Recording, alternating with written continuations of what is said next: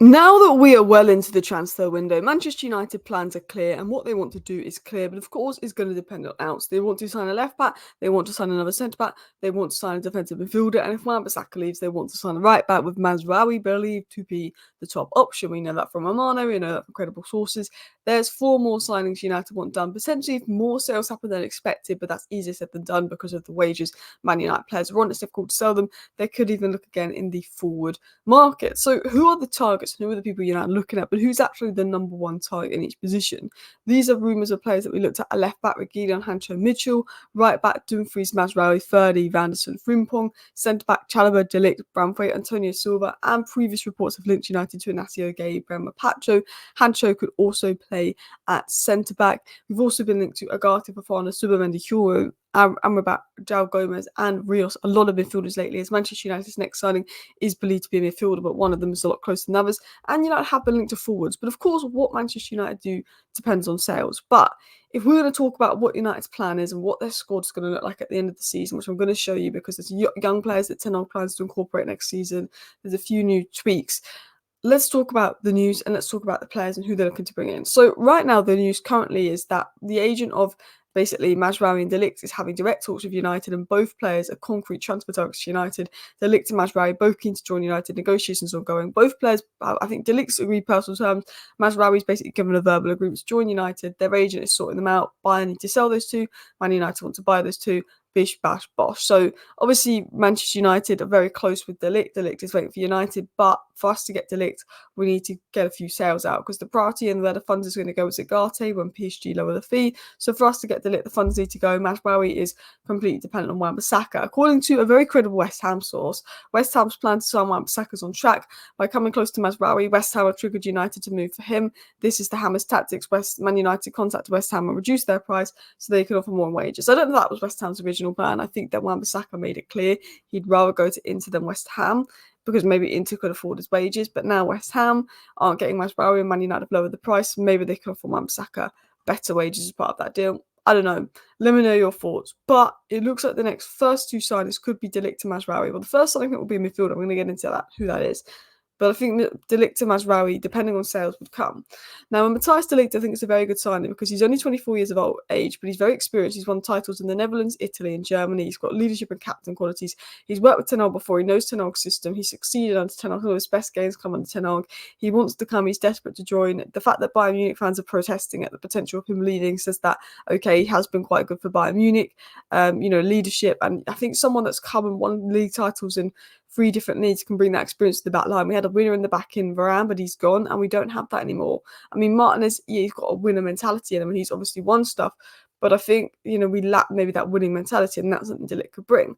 I also think him being 6'2" and an incredibly good box defender and good in duels is what we need in terms of replacing Varane.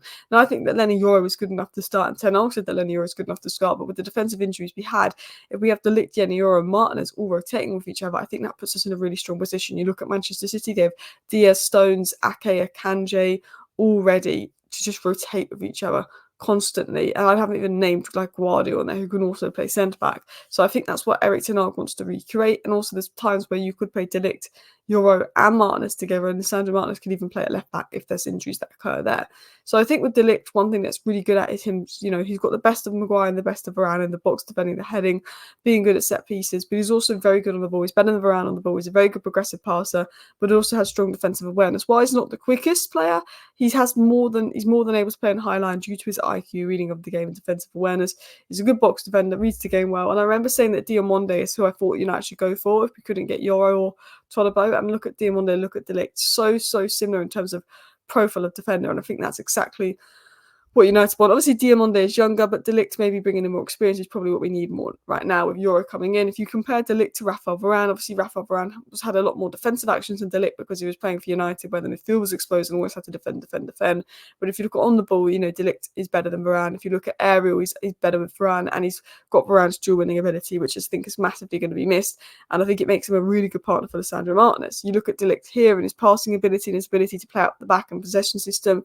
This is his percentile statistics. statistics like 97th percentile, 99th percentile for medium passes completed, very comfortable 92nd percentile playing passes into the final third, 90th percentile for progressive passes, 96th percentile for pass completion percentage. Very, very good, very, very good at passing and playing out from the back. If you look at this graph here, you can see Matthijs de Ligt. This is aerial duels per 90 versus accurate passing to the final third per 90. And if you're in that top corner where de Ligt is and Laporte is, that's where you're going to be. And I don't think you can be in a much better position than de Ligt there. You look at sort of Stones and Akanji, they're a lot lower in sort of aerial duels. Ruben Diaz is still a little below de Ligt. In terms of ability in the air and ability on the ball, this is what Ten Hag will want, and de Ligt is right at the top, making him a very good profile. And I think when Ineos picked out Matthijs de Ligt, and it wasn't actually Ten Hag as a potential signing, you can now see why when you look at statistics.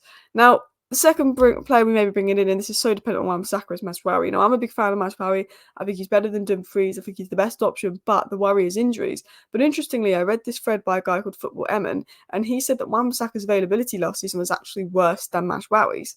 So I actually did that to thinking maybe, it won't be such a bad option. Now, with Mazraoui, he's very, very versatile. Now, he is a right back that has played majority of his games at right back, but he's very comfortable in midfield. He could also invert in midfield, because I think if we're going to play a lone six and leave Ugarte or whoever the midfielders we sign on their own, they're going to struggle, they're going to be isolated. But if you have a fullback like Mazraoui that can invert into midfield comfortably, they won't be isolated. Chelsea signed Caicedo, played him as a lone six. He started really poor under Poch. Poch started inverting the fullback. Caicedo looked really good because he got that support and wasn't hung out to dry. He can also fit in at left back if needed. He's very versatile, can play all across the pitch, but he's a very modern attacking minded fullback, which suits what Ten Hag wants to do. And there was reports that he could bring the best in Antony, but I'm more interested in bringing out the best in Maino than bringing out the best in Antony. But with Mazraoui, you've got a player that thrives in tight spaces, is being able to dribble and pass and play out of tight spaces. He's a proper modern technical player. He ranks in the 99th percentile for passes under pressure, very press resistant, comfortable playing out the back, will help Manchester United build up. And I think that's a big part as to how we play out from the back in terms of Ten Hag's system. We're so different without Martinez. It's so key to what we do, and having more technical players will help with that. He obviously excels in possession, chance created, key passes in the final third. Really will challenge Diego Dalot, who probably was our best player last season. He did really well, in UCL matches against Arsenal where he looked comfortable defensively. And he's often fielding at left back, and I think his movement and technical ability means he can combine well with the winger and midfielder when he's playing at fullback and create those triangles, which I think Ten Hag would like. And that would generally bring out the best in Antony, but probably even Amad Diallo, who I'd like to see starting on the right wing.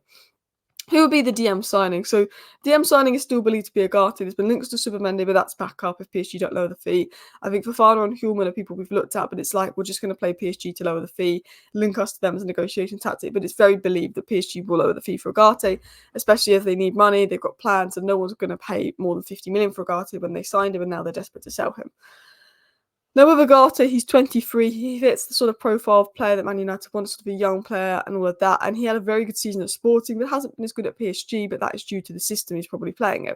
Now, obviously, Ugarte, there's limitations on the ball, and I do think a second midfield signing like a Youssouf Fofana on top of Ugarte that's comfortable on the ball would probably be best for United, so we're not too reliant on Kobbie Mainoo in the second phase. But he's a defensive-minded midfielder that's known for winning the ball back and his off-the-ball work. He can tackle, he can cover distance, his work rate is good, his ball recovery is good, his interception is good, his carries is good, he's very good off the ball at everything he does. In possession, he's not as comfortable, but if you're playing him with Mainoo in a possession-based side and good possession players around him, I think that it can work. But I think off the ball, he can do all the dirty work to get the best out of Mainoo and allow Mainoo to push higher up the pitch. If you watch Mainoo versus Netherlands, when he was linking up with Foden high up the pitch, you know what Mainoo's qualities are, unlocking the final line of defence. I do think he could improve aerially, and I do think he could improve on the ball, but he's very comfortable at retaining the ball and playing short passes. It's just more breaking the lines. Now, who is maybe the left back that United are looking at? Now, it was said as potential signings, Manchester United have looked at Ghent's Archie Brown, Feyenoord's Sancho, Crystal Palace's Tyreek Mitchell, and Tottenham's Sergio Reguilon. We were linked to Alonso as well, but Romano said that's not true. We've also been linked to Ferdy, but not by the most reliable sources, and Nassia, but that was months ago. So these seem to be the targets. Obviously, we really liked Kirk of Bournemouth, but he's been deemed too expensive. Hancho will be the most expensive out of the players on this list, but because of his ability to play left centre-back, it's seen as a 2-on-1 signing.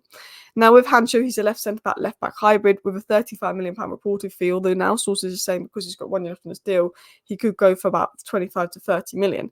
He's a leader, he's big, he's strong, he's a physical player. He's obviously won the league with Feyenoord, and he's very comfortable on the ball. He's a very good passer of the ball. He's very good in the air. He's a very good box defender, but he's also very mobile and able to defend the wide channels, which is why he can play left back. And his reading of the game, his mobility, his carrying, his progressiveness makes him a centre-back that's able to play left back, kind of like a mould of Ben White, a centre-back that's all able to play right back. And I think, value for money could be a good option in terms of if we can't get maybe a second centre-back in and we can't get the Ligt, we could look at this guy because he can play left back. Which brings us into plans. It was said that Wheatley and Collier could be involved. There's Amas may need to develop physically and could be involved. It said McTominay, Eriksson, Mazraoui and Casemiro United do want to sell. Lindelof will be gone, it's believed, but Maguire will probably stay. Sancho probably could be gone, to be honest, but I've added him in just for the sake of this. You could also play on the right. I've just added him onto the left. But this is what Manchester United could look like next season, and I think it is a good squad. It obviously depends on injuries and how they play together and how they gel and tactics, but I do think I'm quite excited for next season. Let me know your thoughts down below. Thank you for watching.